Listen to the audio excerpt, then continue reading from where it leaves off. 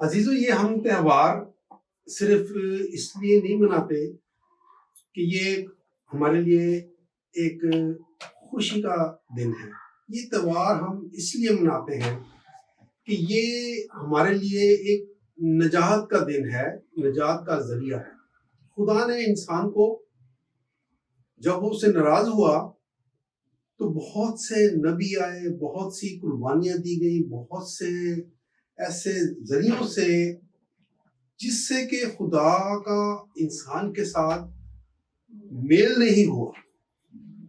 اور پھر اس نے آخر میں اپنے بیٹے کو بھیجا کہ جس کے خون سے اس نے انسان کا وہ رابطہ خدا کے ساتھ جوڑا جو منقطع تھا.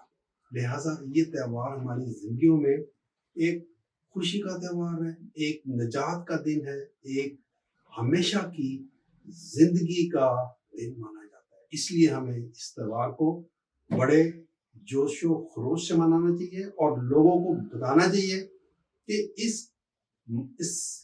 تہوار کا کیا مقصد ہے، جیسس کا دنیا میں آنے کا کیا مقصد ہے.